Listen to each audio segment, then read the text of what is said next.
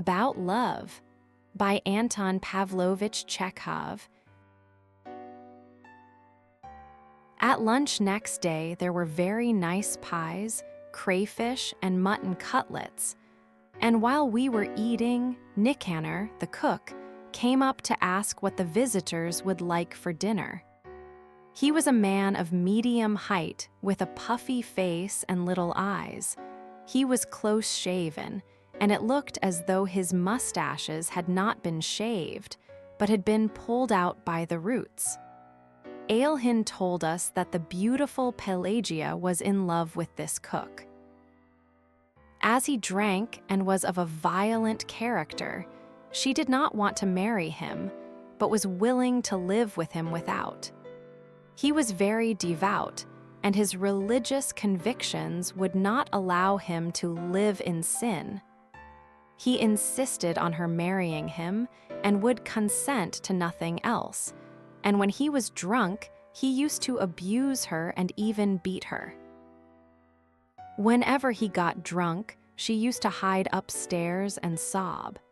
And on such occasions, Ailhin and the servants stayed in the house to be ready to defend her in case of necessity. We began talking about love. "How love is born," said Ailhin. "Why Pelagia does not love somebody more like herself in her spiritual and external qualities, and why she fell in love with Nicanor, that ugly snout. We all call him the Snout. How far questions of personal happiness are of consequence in love, all that is known. One can take what view one likes of it. So far only one incontestable truth has been uttered about love. This is a great mystery. Everything else that has been written or said about love is not a conclusion, but only a statement of questions which have remained unanswered.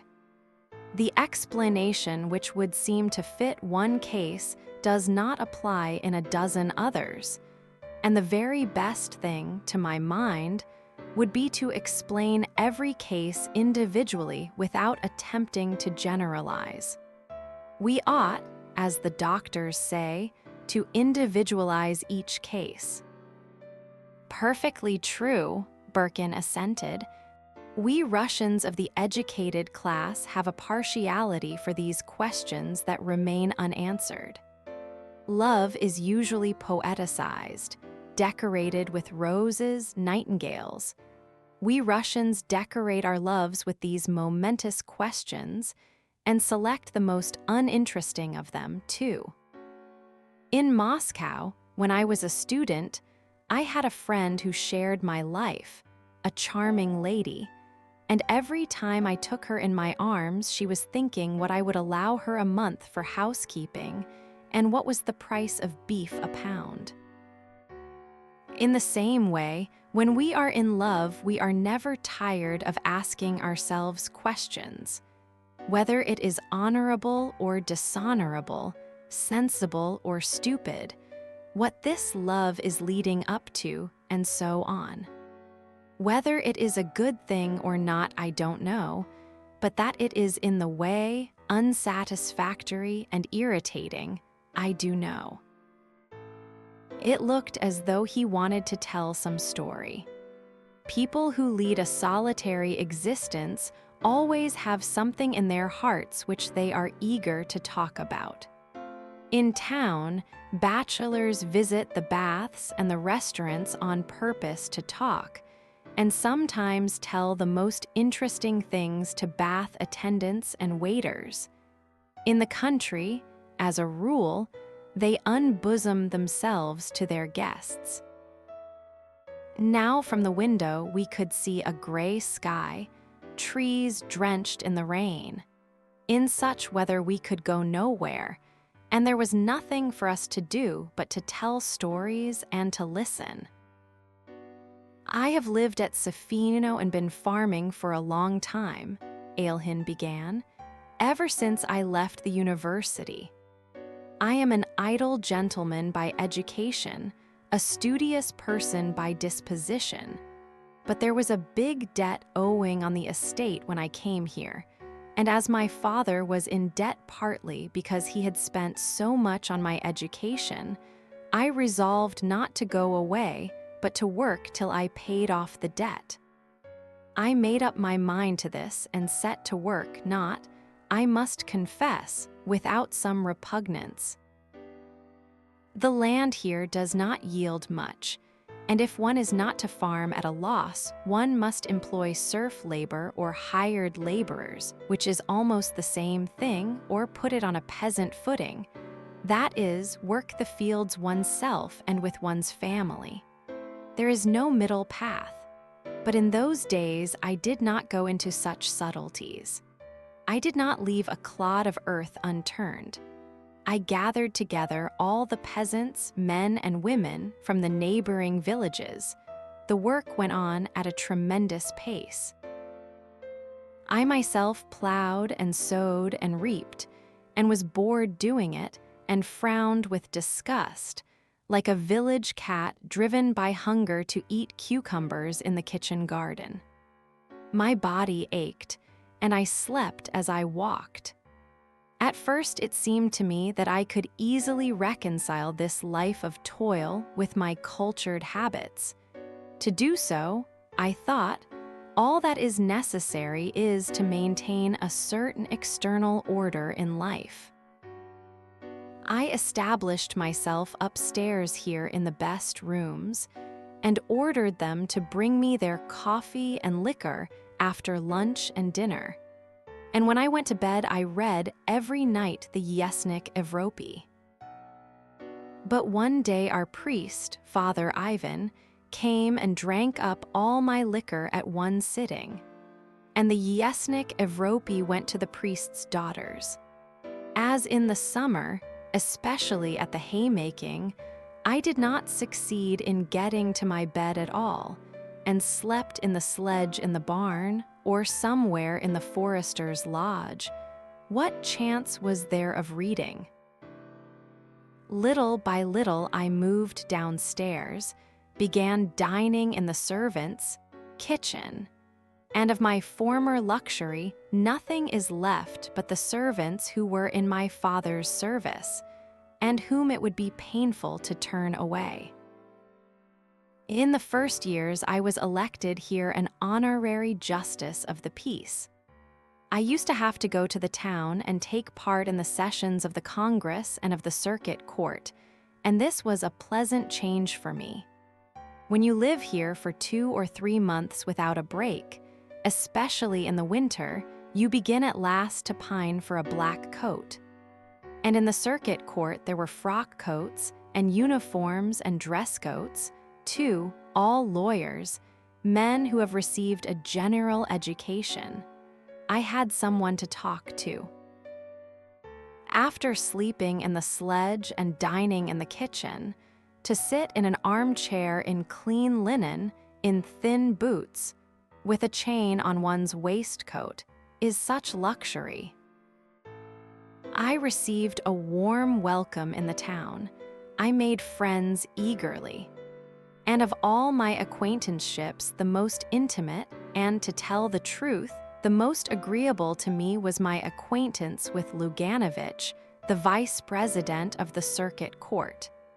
You both know him, a most charming personality. It all happened just after a celebrated case of incendiarism. The preliminary investigation lasted 2 days. We were exhausted. Luganovich looked at me and said, "Look here, come round to dinner with me." This was unexpected, as I knew Luganovich very little, only officially, and I had never been to his house. I only just went to my hotel room to change and went off to dinner. And here it was my lot to meet Anna Alexievna, Luganovich's wife. At that time, she was still very young, not more than 22, and her first baby had been born just 6 months before. It is all a thing of the past, and now I should find it difficult to define what there was so exceptional in her, What it was in her attracted me so much. At the time, at dinner, it was all perfectly clear to me. I saw a lovely, young, good, intelligent, fascinating woman, such as I had never met before. And I felt her at once someone close and already familiar, as though that face, those cordial, intelligent eyes, I had seen somewhere in my childhood, in the album which lay on my mother's chest of drawers. 4 Jews were charged with being incendiaries, were regarded as a gang of robbers, and, to my mind, quite groundlessly. At dinner, I was very much excited, I was uncomfortable, and I don't know what I said, but Anna Alexievna kept shaking her head and saying to her husband, "You've grown thinner," she said. "Have you been ill?" Luganovich is a good-natured man, one of those simple-hearted people who firmly maintain the opinion that once a man is charged before a court, he is guilty. And to express doubt of the correctness of a sentence cannot be done except in legal form on paper, and not at dinner and in private conversation. "You and I did not set fire to the place," he said softly, "and you see we are not condemned and not in prison." And both husband and wife tried to make me eat and drink as much as possible. From some trifling details, from the way they made the coffee together, for instance, and from the way they understood each other at half a word, I could gather that they lived in harmony and comfort, and that they were glad of a visitor. After dinner, they played a duet on the piano. Then it got dark, and I went home. That was at the beginning of spring. After that, I spent the whole summer at Sofino without a break, and I had no time to think of the town either, but the memory of the graceful, fair-haired woman remained in my mind all those days. I did not think of her, but it was as though her light shadow were lying on my heart. In the late autumn, there was a theatrical performance for some charitable object in the town. I went into the governor's box. I was invited to go there in the interval. I looked, and there was Anna Alexievna sitting beside the governor's wife.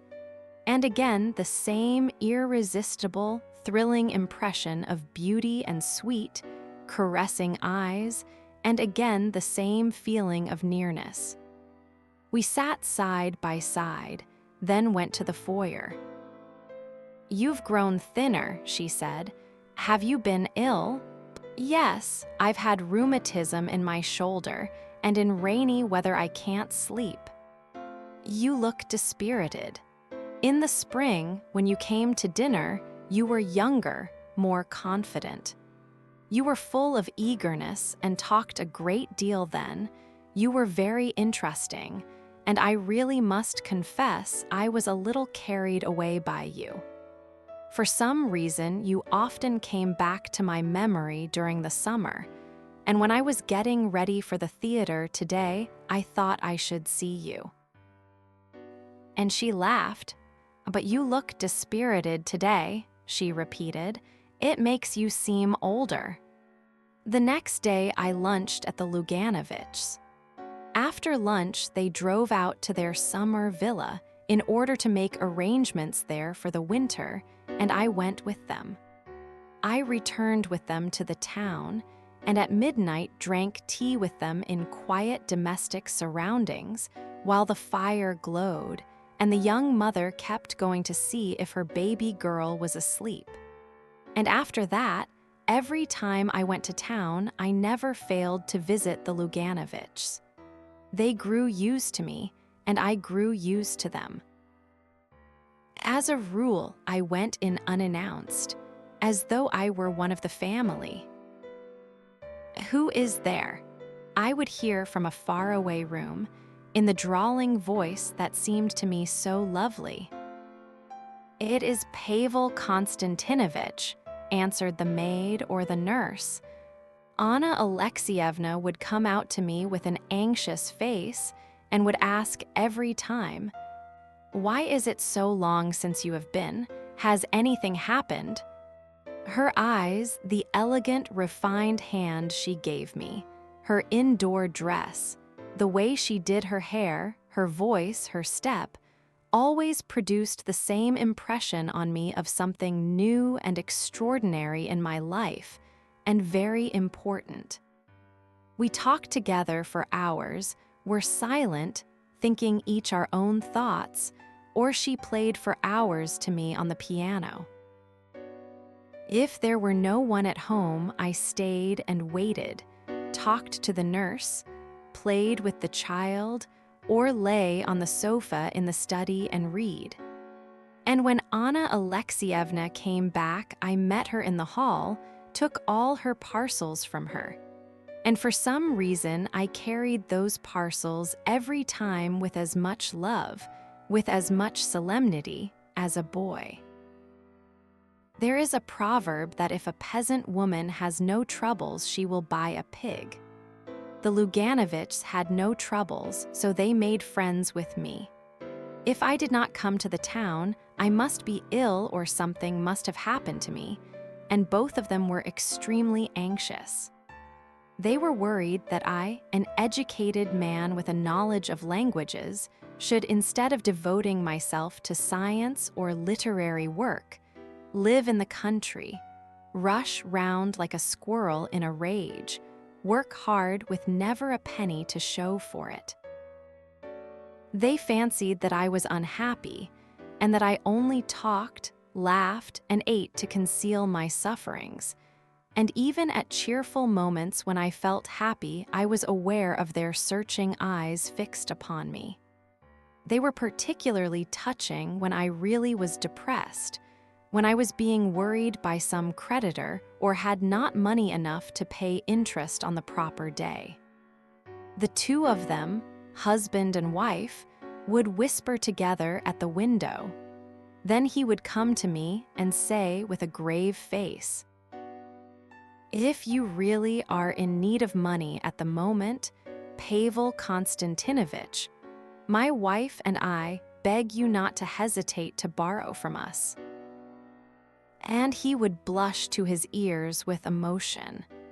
And it would happen that, after whispering in the same way at the window, he would come up to me with red ears and say, "My wife and I earnestly beg you to accept this present." And he would give me studs, a cigar case, or a lamp, and I would send them game, butter, and flowers from the country. They both, by the way, had considerable means of their own. In early days, I often borrowed money and was not very particular about it, borrowed wherever I could, but nothing in the world would have induced me to borrow from the Luganovichs. But why talk of it? I was unhappy. At home, in the fields, in the barn, I thought of her. I tried to understand the mystery of a beautiful, intelligent young woman's marrying someone so uninteresting. Almost an old man, her husband was over 40, and having children by him. To understand the mystery of this uninteresting, good, simple-hearted man who argued with such wearisome good sense, at balls and evening parties kept near the more solid people, looking listless and superfluous, with a submissive, uninterested expression, as though he had been brought there for sale, who yet believed in his right to be happy, to have children by her. And I kept trying to understand why she had met him first and not me, and why such a terrible mistake in our lives need have happened. And when I went to the town, I saw every time from her eyes that she was expecting me, and she would confess to me herself that she had had a peculiar feeling all that day and had guessed that I should come. We talked a long time and were silent, yet we did not confess our love to each other, but timidly and jealously concealed it. We were afraid of everything that might reveal our secret to ourselves. I loved her tenderly, deeply, but I reflected and kept asking myself what our love could lead to if we had not the strength to fight against it. It seemed to be incredible that my gentle, sad love could all at once coarsely break up the even tenor of the life of her husband, her children, and all the household in which I was so loved and trusted. Would it be honorable? She would go away with me, but where? Where could I take her? It would have been a different matter if I had had a beautiful, interesting life.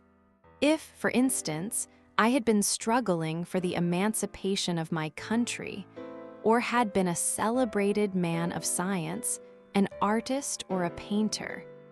But as it was, it would mean taking her from one everyday humdrum life to another as humdrum, or perhaps more so. And how long would our happiness last? What would happen to her in case I was ill, in case I died, or if we simply grew cold to one another? And she apparently reasoned in the same way. She thought of her husband, her children, and of her mother, who loved the husband like a son. If she abandoned herself to her feelings, she would have to lie, or else to tell the truth, and in her position either would have been equally terrible and inconvenient. And she was tormented by the question whether her love would bring me happiness.